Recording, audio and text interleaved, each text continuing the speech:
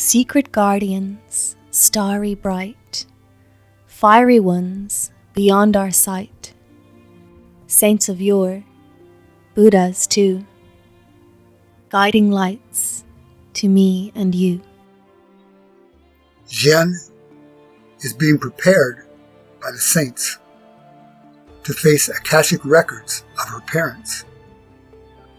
Heartrending scenes for a girl who has never known them. Heaven knows this and holds her in a divine peace.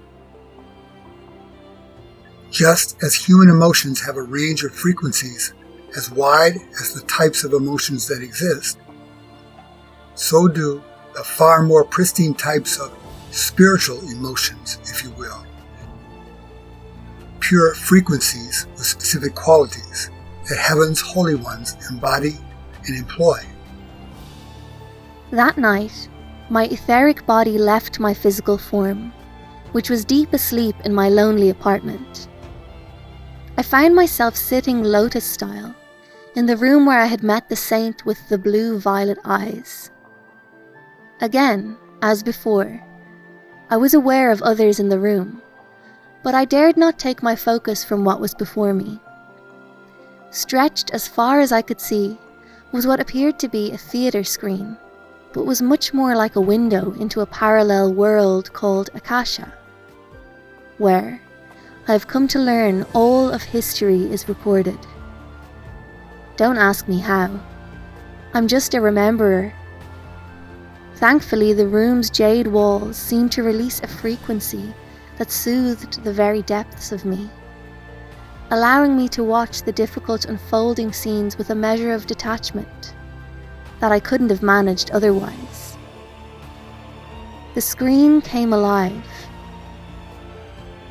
The first akashic record that Jian records is a searing vision of her father as an infantry soldier on patrol in Vietnam. Byrne's squad has been sent to set up for an ambush of enemy North Vietnamese troops using the remote area near the Cambodian border for night infiltration operations into South Vietnam. A native of Northern Ireland, Sean had enlisted in the U.S. Army voluntarily at a time when many draft-age American men were doing all in their power to avoid being drafted into the Army. Sean, on the other hand, had no obligation or apparent reason to enlist in the military of a nation that was not his own. But he did. The question is why.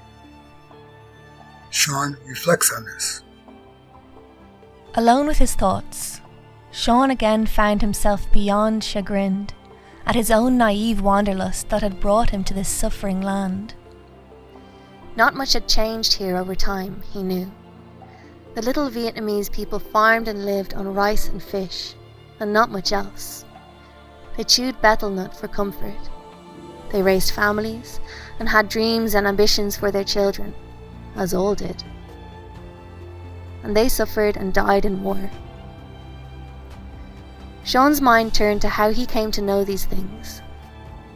He traces his unlikely path from the relative safety of Ireland to an insanely risky night ambush setup on the edge of a rice paddy in Vietnam. He second-guesses his naive journey into war. For stripped down to its essence, that's the path he had chosen. But why was he the guy who just had to climb to the edge of the rumbling, belching volcano to peer down its throat while all other sentient life fled down its mountainside? Somehow, he'd been drawn to this suffering land by a yearning to understand the heart of darkness. Maybe if he better understood the evil that stalked the planet, he could do something about it.